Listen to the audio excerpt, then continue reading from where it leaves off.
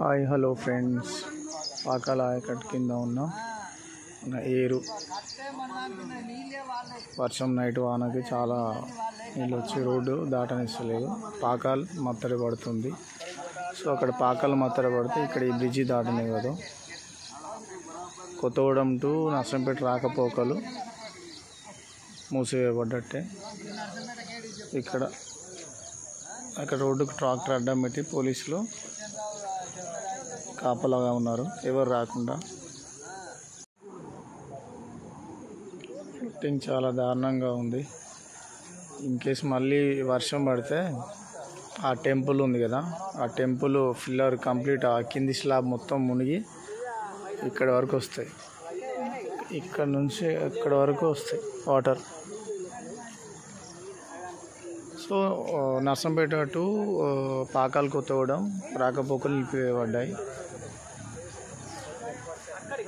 ఇటు వచ్చే ప్రజలు గమనించండి.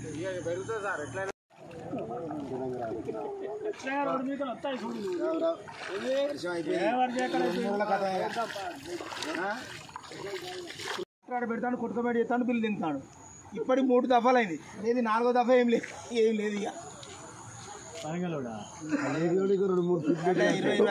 మొన్న బ్రిడ్జ్ ఎత్తాని కొలతలు పెట్టుకోపోయి కదమ్మా.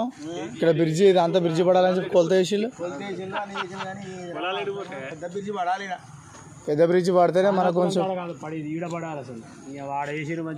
అది నేషనల్ హైవే కాబట్టి వేసిళ్ళు. అప్పుడు నేషనల్ హైవే హైవే లేకముందే ఇటు తిప్పేలా చూచా. ఇక్కడ మన పాకాలు ఆయకట్టు కింద వచ్చే బ్రిడ్జి మొత్తం మునిగిపోయింది. సో దానికి అటు ఇటు రాకపోకలు రాకుండా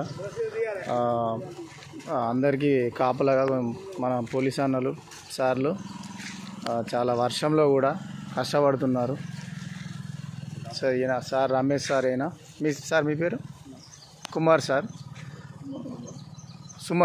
Suman sir and Ramesh sir. వీళ్ళు గవర్నమెంట్ సిబ్బంది, మన గ్రామ పంచాయతీ సిబ్బంది. చాలా కష్టపడి వర్షం అనక మస్తు చాలా కష్టపడుతున్నారు. Proud of you sir. Thank you.